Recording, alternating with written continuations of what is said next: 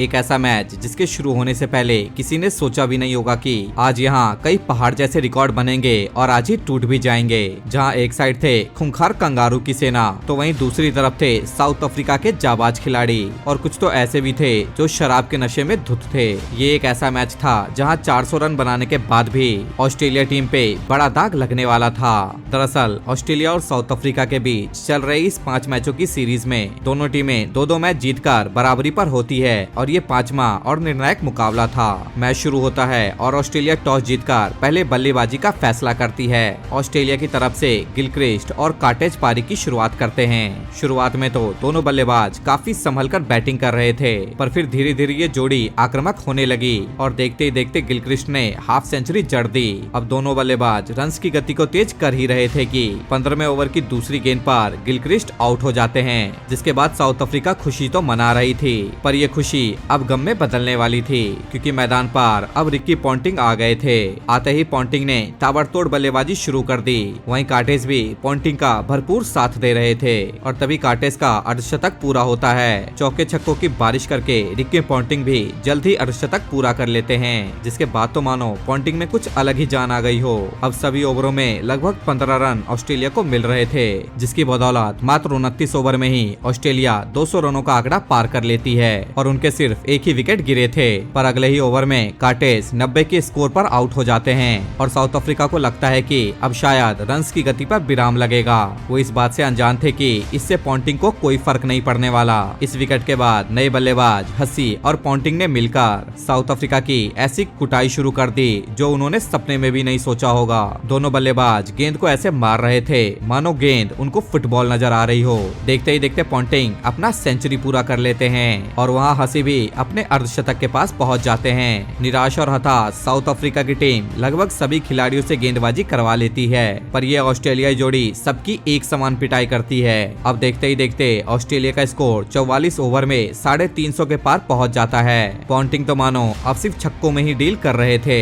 ऐसा लग रहा था मानो पॉन्टिंग के बल्ले में कोई स्प्रिंग लगा हो। 46वें ओवर में जाकर साउथ अफ्रीका को तीसरी सफलता हसी के रूप में मिली तो सही, पर अब काफी देर हो चुकी थी। अगले बल्लेबाज साइमंड्स मैदान पर आते हैं, पर वहीं पॉन्टिंग का बल्ला रुकने का नाम नहीं ले रहा था। वो अभी भी लगातार छक्कों में डील कर रहे थे और 47वें ओवर में पॉन्टिंग 150 रनों तक पहुंच गए। अब आखिरी 3 ओवर ही बचे थे, पर ये ओवर साउथ अफ्रीका को और दर्द देने वाले थे और साइमंड्स के इस छक्के से ऑस्ट्रेलिया 400 रनों की जादुई आंकड़े के पार पहुंच गई, जो उस समय क्रिकेट इतिहास में एक रिकॉर्ड था। 48वें ओवर में पॉन्टिंग 164 रन बनाकर आउट हो जाते हैं, पर पॉन्टिंग ने अपना काम ही नहीं बल्कि साउथ अफ्रीका का कांड कर दिया था। बची कुची कसर साइमंड्स ने आखिरी 3 ओवर में पूरी कर दी और ऑस्ट्रेलिया को 50 ओवर में 434 रनों तक पहुंचा दिया। इतने पहाड़ जैसे विशाल स्कोर खड़ा कर ऑस्ट्रेलिया ने इतिहास रचा था, ऐसा इतिहास जो आने वाले कई सालों तक टूटने वाला नहीं था। पर अब जो होने वाला था ऑस्ट्रेलिया ही क्या किसी ने भी कल्पना नहीं की होगी।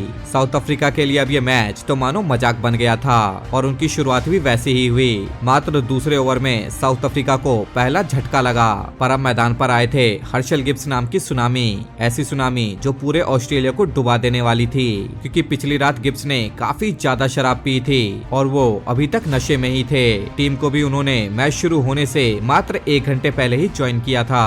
अब आप सोच रहे होंगे ये शराब वाली बात कहाँ से आई। दरअसल माइक हसी ने अपनी आत्मकथा में इस वाक्य का जिक्र किया है, जहाँ उन्होंने लिखा कि एक रात पहले जब पूरी टीम डिनर कर रही थी तो वहीं गिब्स एक कोने में बैठकर शराब पी रहे थे। काफी देर बाद भी जब उन्होंने कमरे की खिड़की से देखा तो गिब्स अभी भी शराब पी रहे थे।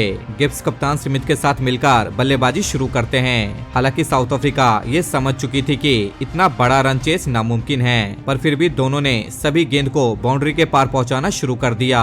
देखते ही देखते दोनों की साझेदारी बढ़ती चली गई और इसी दौरान गिब्स ने अपना हाफ सेंचुरी पूरा कर लिया और स्मिथ भी कहां पीछे रहने वाले थे, उन्होंने भी अपना हाफ सेंचुरी पूरी कर ली। पर अब स्मिथ गियर बदलते हैं और धुआंधार पारी खेलने लगते हैं, पर फिर 90 के स्कोर पर वो आउट हो जाते हैं। पर अब तक साउथ अफ्रीका 190 तक पहुंच चुकी होती है मात्र 22 ओवर्स में, पर अभी भी मंजिल बहुत दूर थी। और उधर हर्षल गिब्स नशे में एक करिश्माई पारी खेल रहे थे और इस चौके के साथ गिब्स ने अपना शतक पूरा कर लिया।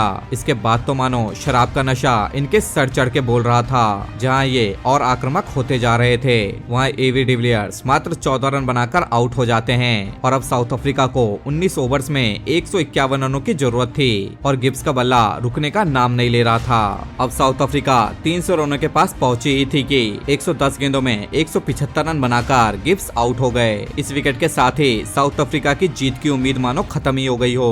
अब जैक कालिस मैदान पर आते हैं और आते ही जबरदस्त शॉट खेलने लगते हैं, पर मात्र 20 रन बनाकर वो भी आउट हो जाते हैं। और अब साउथ अफ्रीका को 50 गेंदों में 87 रनों की जरूरत थी।